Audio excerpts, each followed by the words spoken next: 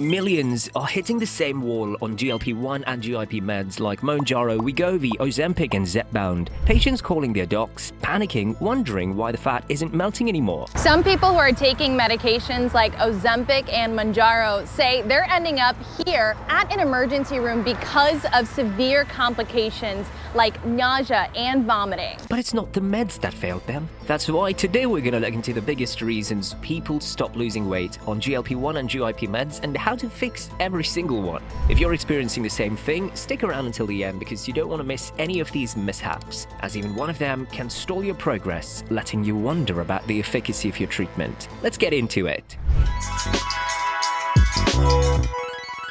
Number 1. The dreaded plateau. The weight drops, the energy rises, and everything feels right. Until it doesn't. The scale freezes. No loss for weeks. Panic sets in. Experts call this the celebration point, because when the body stops dropping pounds, it's actually adapting, recalibrating to the new normal. The metabolism is protecting itself, saying, we've gone far enough. To break through, the body needs a new shock. That means changing something, like a new workout intensity, new calorie target, or new food timing. Even small tweaks like increasing protein or lifting heavier can restart fat loss. The plateau isn't the end, it's a checkpoint, and breaking it means you're leveling up. Number 2, the dose is too low. Some think they're on the right dose, but their body says otherwise. According to nutritionists, everyone responds differently. In trials, most people reached 2.4 milligrams on semaglutide or 15 milligrams on tirzepatide, the so-called full doses. But in the real world, it's about finding the maximum dose you can tolerate that actually shuts down hunger without crushing you with side effects. If the appetite isn't under control, if the cravings are still calling, that dose just isn't strong enough.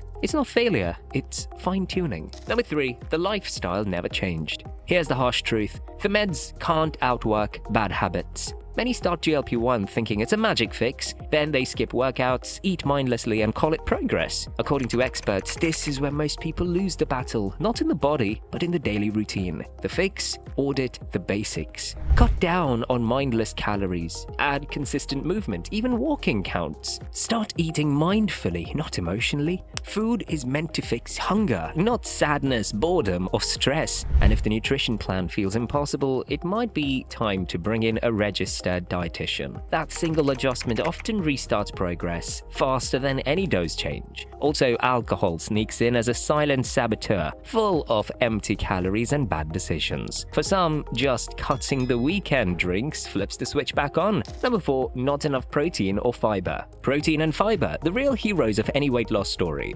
Without enough of both, the body burns muscle instead of fat. When the scale moves but the muscles vanish, the metabolism slows. That's why he tells patients to aim for at least 1 to 1.2 grams of protein per kilogram of body weight per day, ideally making protein about 30 to 35% of daily calories. Then comes fiber. Women need around 25 grams a day, men around 38 grams. It helps the gut stay full, the bowels regular, and the appetite quiet. Add resistance training 2 or 3 times a week, pushing close to failure once or twice. The result? More muscle, more calorie burn, and a faster metabolism are exactly what plateaus fear most. Number 5, missed shots, missed progress. Here's another hidden reason. They're simply not taking the meds correctly. GLP-1 and GIP meds only work when they're consistent. These are once-a-week injections that mimic natural GLP-1 hormones, the same ones that control hunger after meals. But skip a week or 2, the hormone levels crash, the appetite returns, and the progress resets. Doctors see it all the time. Patients missing doses and then complaining the meds don't work. But skipping shots breaks the rhythm the body's trying to build. In the early months, consistency is everything. The rule is simple: 1 shot every week, within a day before or after the usual time. Miss that and the body forgets everything it learned. Number 6, impatience is killing the results. They take the first shot on Monday. By Thursday, they're staring at the scale like it owes them an apology. 4 days in, 0 progress, total frustration. Experts say this is the number 1 reason people think their meds aren't working. They're just impatient. These medications don't act overnight. They build up in the body, slowly calming appetite and balancing hunger signals. Some people need weeks, others need months. It's not an antibiotic. It's a reset button for the body, and resets take time.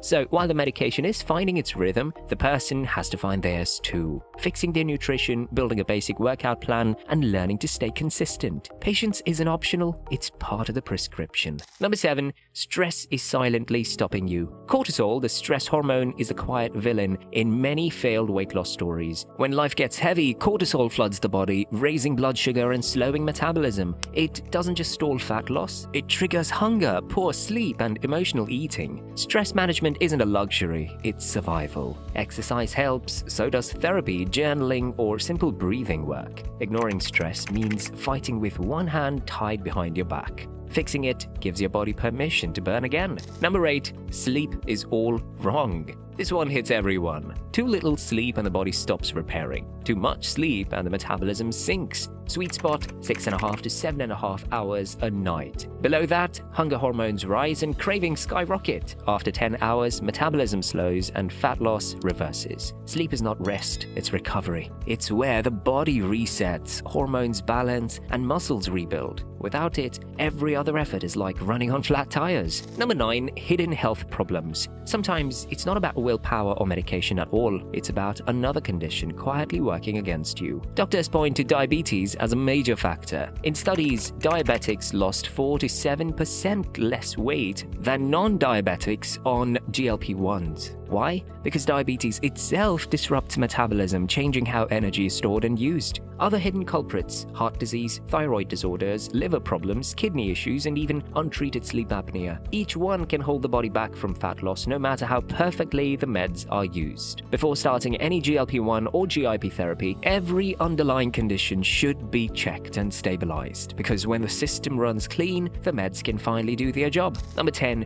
The medication just isn't for you. And here's the toughest truth of all: sometimes the med just isn't the right fit. Doctors have seen it many times. One patient thrives on semaglutide, another barely budges. Some switch to tirzepatide and suddenly drop pounds like never before. Others go the opposite way. Then there are those who do everything right: eat clean, exercise, stay consistent, and still lose just a pound or 2 a week. That's not failure. That's the body finding its own pace. And in those cases, the real change often comes from lifestyle coaching, not medication. Because the meds are tools, not miracles. They help, but they don't replace the work. And for some, the path forward means putting the needle down and leaning fully into habit, accountability, and community. So what now? If the weight loss stopped, it doesn't mean it's over. It means the body is talking, asking for a new plan. Check the dose, fix the sleep, cut the alcohol, tighten the protein, chill the stress, rebuild the routine. Every adjustment is a small unlock, and together they bring the body back into motion, steady, slow, but real. Because these meds don't promise magic, they promise potential. And that potential only works when the person works too.